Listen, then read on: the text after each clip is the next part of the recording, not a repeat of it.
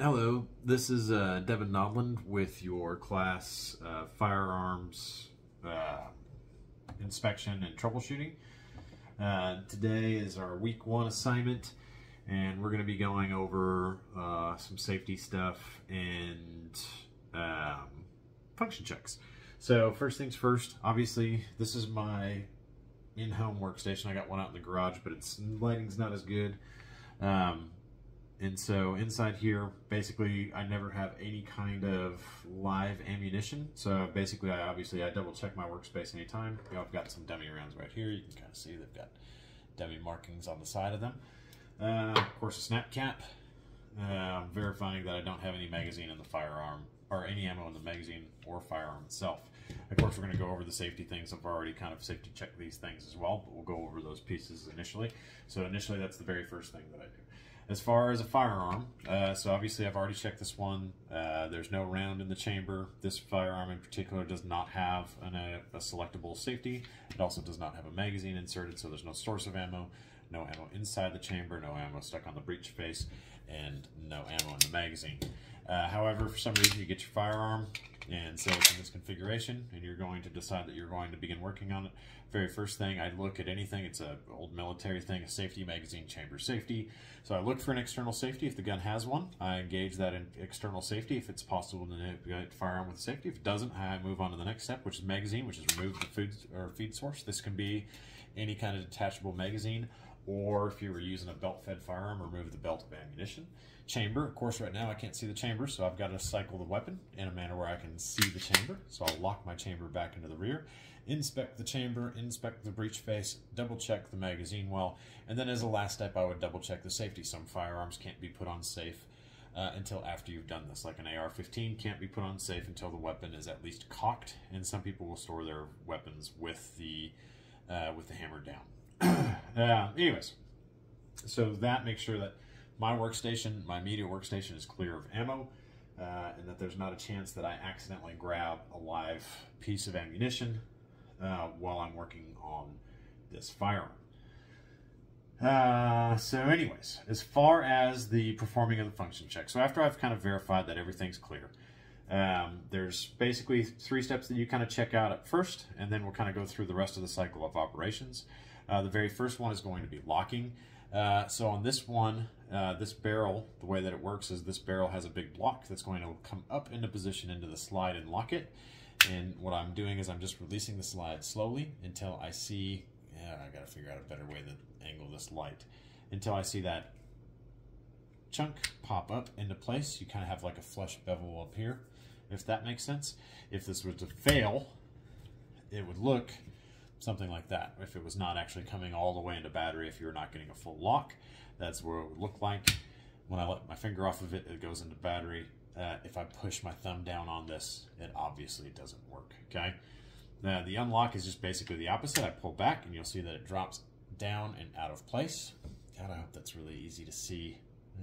Maybe I shouldn't have picked a Glock for this. That was this dark. So anyways, I see that it unlocks, and I can kind of slide this all the way back. And you can kind of see where it's starting to unlock, where it kind of pulls itself apart. Those are kind of the 2 main pieces that we're kind of looking for. So our locking is done. Cocking, so in this particular case, in order to hear cocking in this very particular pistol, you'd have to dry fire it. It's a Glock, it's fine, right? So the firearm will be triggered, you pull back, and you can kind of hear right there, that little click. I'm going to do it again. So you can hear the dropping, and then right there. That was the sear engaging and resetting the trigger. And so now, when I come back, my cocking is there. So you have your locking, unlocking, and cocking pieces all happen in that one smooth motion, okay? After that, I'm going to try to inspect how well this firearm feeds. So in order to do that, we need some kind of ammunition source is the best way to do this. Okay, so now I've got a loaded snap cap on the top of my magazine here. And so I'm going to insert the magazine. I always give it a tug, make sure that the magazine locks up into the receiver or the grip module, whatever the case may be. And basically, I'm just going to kind of manipulate this thing. I pull it back just enough to disengage that slide stop, and I kind of watch it, and you're going to see that it falls up into that feed ramp, into the barrel, and comes up and in. And then we have good lockup, right? She came up just like she's supposed to. Normally, if there's something that was going to be an issue, it would either catch on one of the feed ramps or whatever the case may be. And while we were at it, we kind of saw, if you're looking really closely, try to see if I can get a good view of this thing. Okay, so you can kind of see it.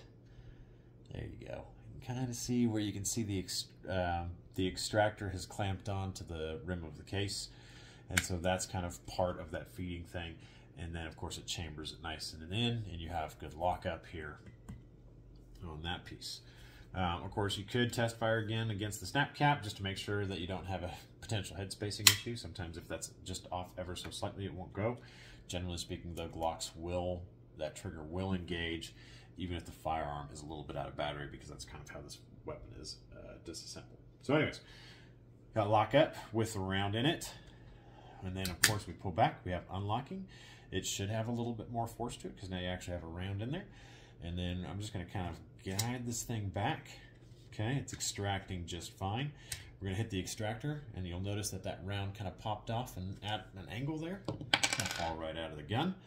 And so my extractor and ejector worked, and then I take it all the way to the back, and we'll actually have lockup here. And again, you heard that cocking. So that's, you know, feeding, chambering, locking, firing, unlocking, extracting as it pulls it out, ejecting. That's when it hits this little bar on the inside right there. If you can see that, God, I hope you can see it as well as I can.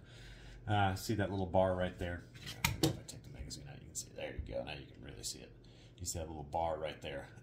That's what hits the edge of that round and just kind of ejects it off of that extractor claw, right? And so with the magazine in there, of course, it locked to the back.